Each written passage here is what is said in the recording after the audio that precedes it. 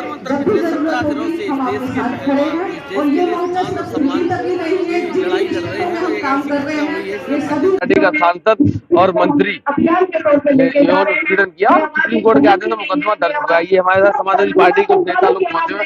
कहाँ से आए हैं आप? मैं जनपद गौतम बुद्ध नगर से आया हूं और समाजवादी पार्टी युवजन सभा का जिलाध्यक्ष हूं। और जो ये पहलवानों को धरना प्रदर्शन चल रहा है, जो इनको न्याय नहीं मिल रहा, हम इनको अपनी तरफ से समर्थन देने आए हैं। और सबसे पहले बात मैं बता दूं, पॉलिटिकल सब छोड़ गए, हमारे देश के पहलवान, हमारे देश का इन्होंने भारत देश में नाम रोशन किया है। और एक मैं भी पहलवान हूँ, हर साल दंगल कराता हूँ अपने गाँव में, तो हमारा भी ये करते हुए बनता है कि बड़े पहलवानों का समर्थन करना चाहिए और इनकी मदद करनी चाहिए। आप महिला हैं और इस देश की बेटियां, इस देश का गौरव पिछले 17 दिन से अनशन कर रही हैं, सरकार की कान पे जू नहीं रखनी, क्या कहना? देखिए, बिल्कुल सही कह रहे हैं आप, लेकिन सरकार एक ना एक दिन तो सुनेगी। जब तक इनकी मांगे पूरी नहीं होगी, ये भी हटने वाले नहीं और हम लोग भी हटने वाले नहीं है। खाली एक पहलवानों की लड़ाई नहीं, अब तो ये सारी बेटियों की लड़ाई होगी, जिनके साथ ये उत्पीड़न हुआ है उन सब की लड़ाई है। तो एकजुटता यहाँ पे बहुत जरूरी है और अच्छे जाते हैं। कहाँ से आई हैं? मैं ग्रेटर नोएडा से आई हूँ। मैं राष्ट्रीय युवजन सेना की प्रदेश अध्यक्ष हूँ। मैं भी खुद राष्ट्रीय लेवल की खिलाड़ी रही हूँ, तो उनके दर्द को मैं भी समझ सकती हूँ।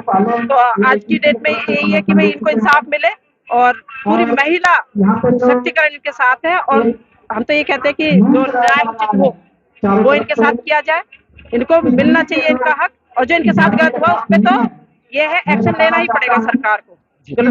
आप महिला हैं और आपकी बेटियों के समान ये बेटियां पिछले 17 दिन से अनशन कर रही है, सरकार नहीं सुन रही है, क्या? मेरा नाम ममता भाटी गुजर है और मैं राष्ट्रीय वीरकुट सेना की राष्ट्रीय अध्यक्ष हूँ।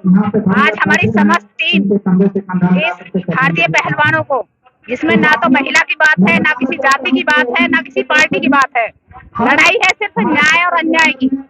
एक यौन शोषण का शिकार कोई भी हो सकता है, चाहे बच्चा हो, चाहे पुरुष हो, चाहे महिला हो, लेकिन उस पर कोई कार्रवाई ना होना। अब आज जो यहाँ धरने पर बैठना पड़ रहा है वो इसलिए बैठना पड़ रहा है कि वो एक वर्तमान सरकार में एक बहुत बड़े पद पर बैठा हुआ है और शायद उनके संरक्षण में वो बचा हुआ, उस पर कार्रवाई नहीं हो रही है। तो उसी के लिए आज जंतर मंतर पर ये धरना देने के लिए मजबूर हुए हैं। ये शर्म की बात है, शर्म की बात है प्रधानमंत्री जी के लिए भी, शर्म की बात है हम समस्त नारी जाति के लिए भी, कि एक जिन्होंने देश का नाम रोशन किया है, जो पूरी भारत और जिन्होंने इंटरनेशनल लेवल पर, अंतर्राष्ट्रीय स्तर पर एक पहचान दिलाई है, हम तो ये कहते हैं कल को हमारी बच्चियां सहमेंगी क्या, जाएंगी वो खेलों की तरफ? अगर आज इन बच्चियों को, इन महिलाओं को न्याय नहीं मिलता है तो कल को कोई कोशिश भी नहीं करेगा कि भाई हम खेलों में जाएं। और इतना बड़ा आरोप कोई यूं ही नहीं लगा देता। इसमें सच्चाई है, लेकिन सच्चाई की जांच नहीं हो पा रही है, क्योंकि वो एक बाहुबली है, सत्तारूढ़। और मैं ममता भाटी गुजर खुली चुनौती देती हूँ ब्रजभूषण को कि अगर वाकई में तुझमें दम है और जितना तू भौंकता है सोशल मीडिया पर, कभी गाड़ी में लाइव आता है, कभी किसी को किसान नेताओं को धमकी देता है, अगर दम है ना तो आ यहाँ जंतर मंतर पर और यहाँ रख अपनी बात। पहलवानों के बीच आ, यहाँ खुली चुनौती है उसको।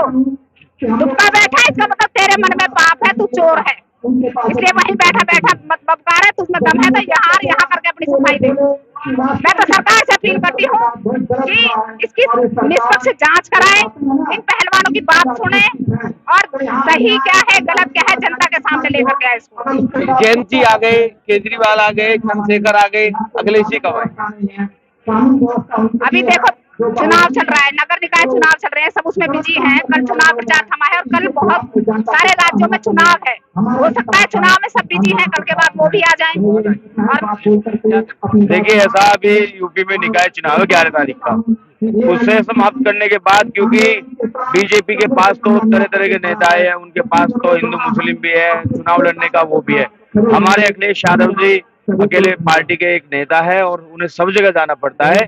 जब चुनाव हो जाएंगे उसके बाद, वो भी पहलवान थे, उनके पिताजी पहलवान थे, और वो तब देखेंगे इसको। बहुत बहुत धन्यवाद। जिस तरीके से पिछले 17 दिनों से आंदोलन चल रहा है, कई पार्टियों के नेता, कई किसान संगठन से लेके पता नहीं सारे लोग यहाँ समर्थन दे रहे हैं कि सरकार के कान पे जू नहीं देख रही है। लगातार हमारे साथ बने रहिए, इसी पूरी घटनाक्रम से रूबरू कराने का प्रयास कर रहा हूँ।